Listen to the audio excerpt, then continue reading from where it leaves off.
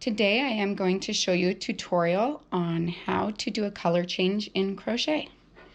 These are something that I do kind of regularly. I do a lot of dragons, and so it's been incredibly useful for me to know.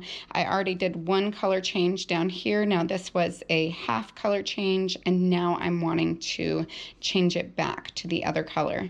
So the way I'm going to do this, and I'm going to do a whole color change this time, is I'm going to go ahead and go through on my last stitch and draw up so that I just have the two loops of the old color.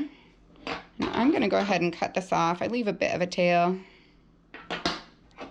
and at this point where you would normally pull through at the end of that last stitch, you're going to get your new color. Now these are not ones I would usually do together because of their sizes being different, but I like how different the colors are just for the video.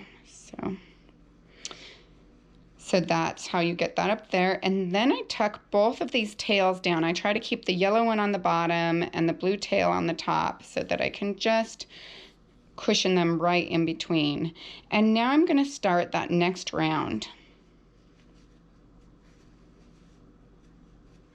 Okay, so that's my first stitch, and you can see it's already got the color change there. And go all the way around. For this demonstration, I'm not going to do any increases. It's just, you know, really basic. I'm going to take you around the side of it though, and back to the beginning, just so that you can see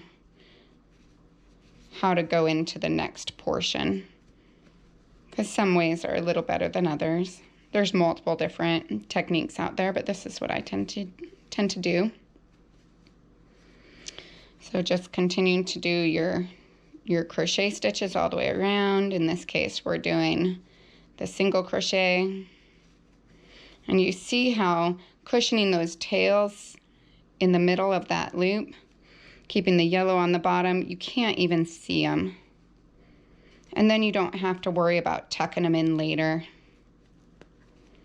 Sometimes as you get to the end, oh, split my yarn.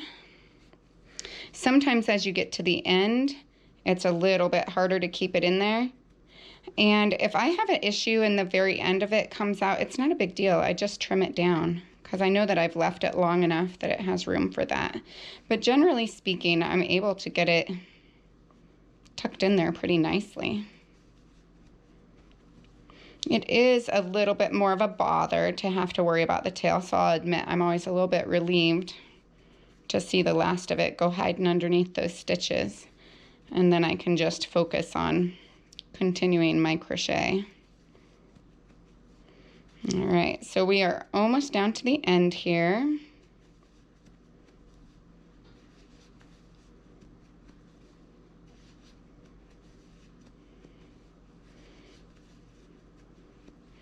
Okay, so we've got the last couple.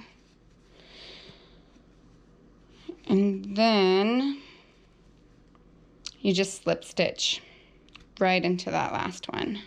Sometimes it's a little tighter than the other ones because it was the first stitch with that yarn. And that slip stitch just kind of pulls it up so it's a little bit more level. I didn't do a slip stitch when I did this one, and I feel like there's a little bit more of a step at that point. But this gives you an opportunity to see too the difference between doing a full color change and a half color change. So if you think that you'd rather do the half color change for the project that you're working on, you can go ahead and look up the video for that. But this is the full color change, and for the majority of things this works just fine.